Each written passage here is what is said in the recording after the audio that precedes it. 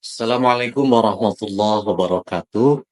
Alhamdulillahirabbil alamin. Wassalatu wassalamu ala asrofil anbiya'i wal mursalin.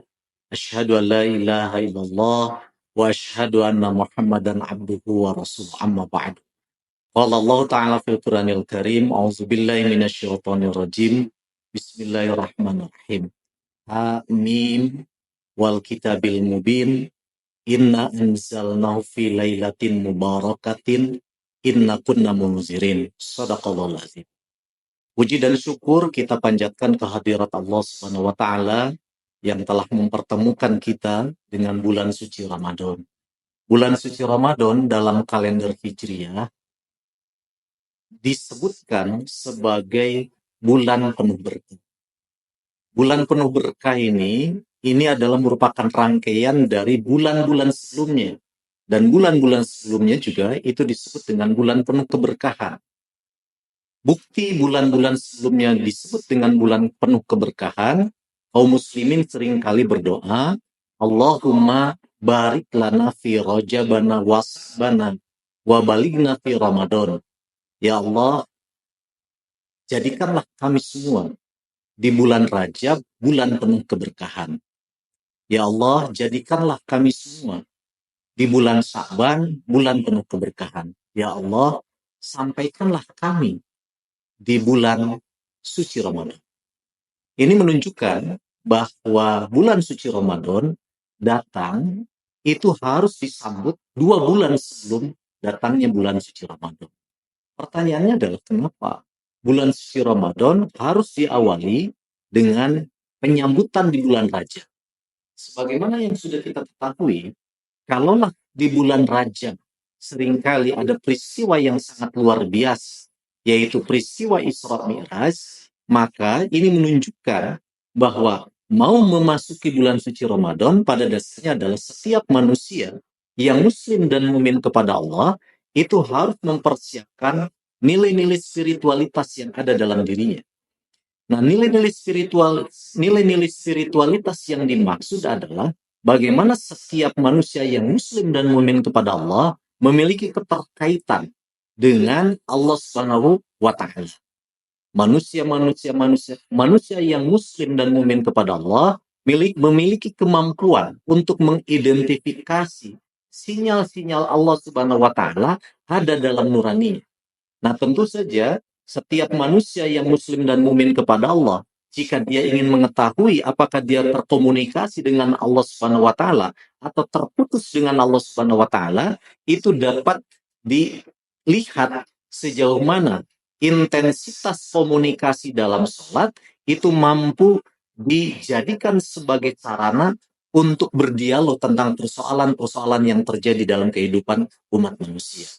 Nah, oleh karena itu di bulan Rajab itu disebutkan itu sebagai bulan persiapan. Persiapan untuk apa? Persiapan untuk bertemu Allah Subhanahu wa taala di bulan suci Ramadan. Nah, apakah cukup hanya dengan persiapan nurani spiritualitas saja? Ternyata Allah Subhanahu wa taala masuk dalam tema yang kedua.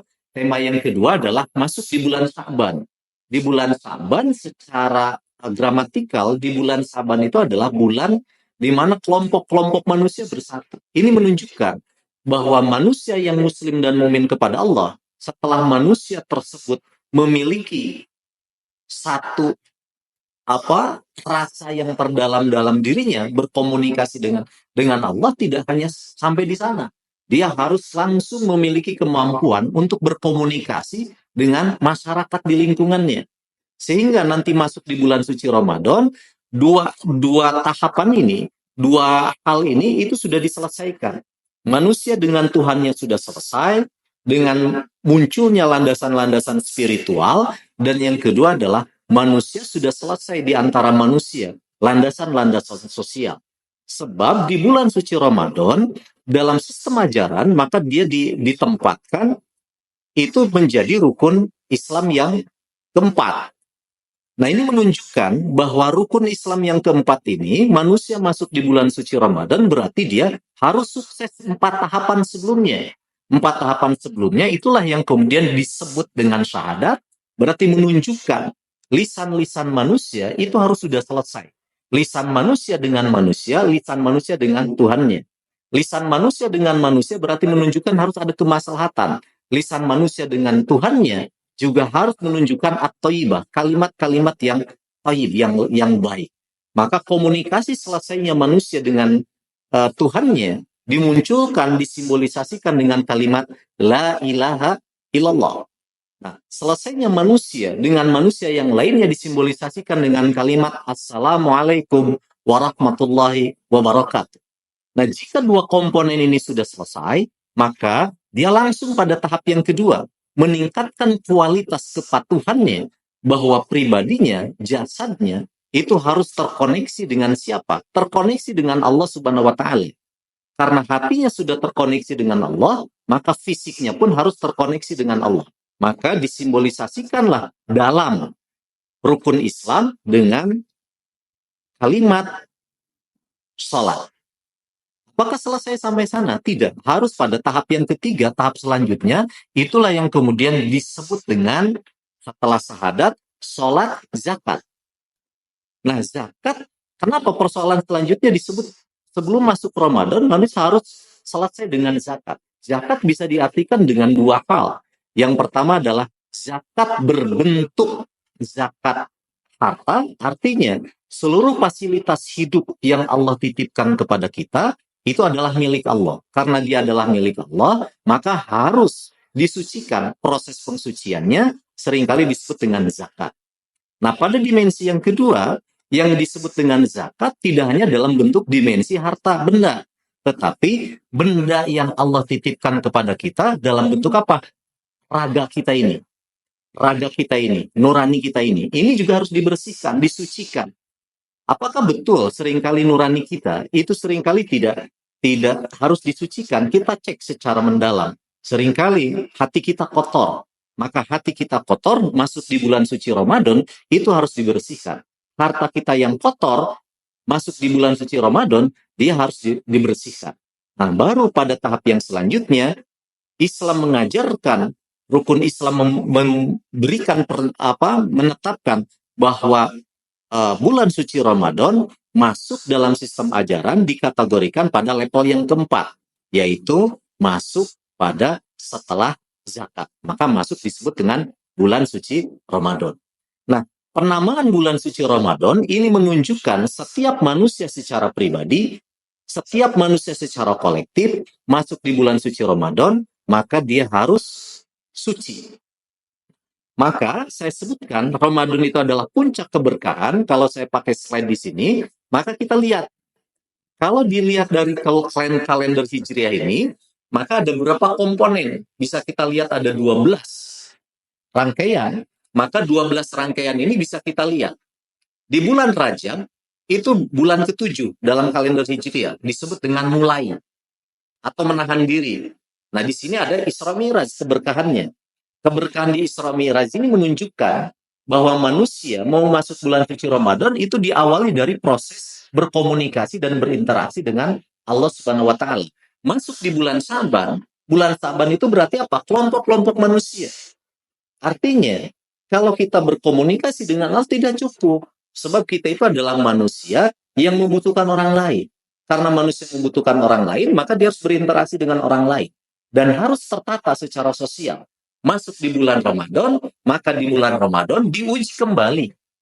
Diuji kembali sejauh mana komunikasi yang sudah dibangun, tertata dalam nuraninya, itu diuji di bulan suci Ramadan. Yang kedua, bagaimana kelompok-kelompok manusia yang sudah ditata kembali di bulan Syaban, di bulan suci Ramadan, itu harus diuji kembali.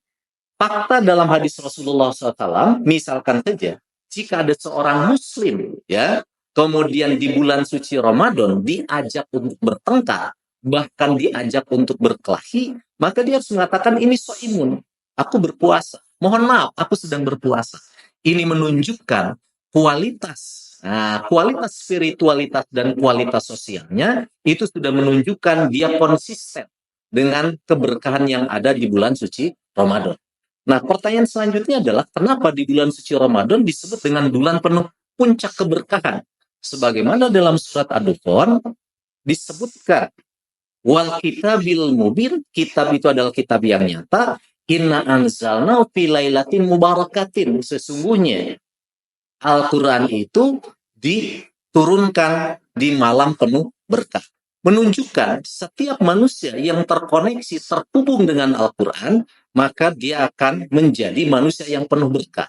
Tetapi sebaliknya, jika manusia tidak terhubung dengan Al-Quran, maka sesungguhnya dia menjauhi keberkahan. Oleh karena itu, pembuka berkah di bulan suci Ramadan, itu paling tidak dalam Al-Quran, itu disebutkan dengan 3 hal. Yang pertama, bagaimana kita meningkatkan kualitas sholat kita dengan cara melaksanakan sholat-sholat sunat, melaksanakan sholat-sholat wajib, dan melaksanakan seluruh perintah-perintah yang telah diperintahkan oleh Allah Subhanahu wa Ta'ala melalui Rasulnya dalam hal baik yang sunnah ataupun yang wajib. Yang kedua, pada bulan suci Ramadan, pembuka keberkahan dan puncak keberkahan itu adalah segera mengevaluasi seluruh fasilitas hidup yang Allah titipkan, baik diri kita sendiri ataupun dalam bentuk harta benda, dengan konsepsi yang kemudian disebut dengan zakat. Yang ketiga, puncak keberkahan di bulan suci Ramadan itu adalah selarasnya kehidupan umat manusia dengan dirinya, selarasnya kehidupan umat manusia dengan sesama manusia. Sehingga seluruh komponen itu bahu-membahu untuk menciptakan kemaslahatan. Mudah-mudahan Ramadan kita pada hari ini, tahun 1445, kita akan mendapatkan keberkahan. Akhirul kalam, wassalamualaikum warahmatullahi wabarakatuh.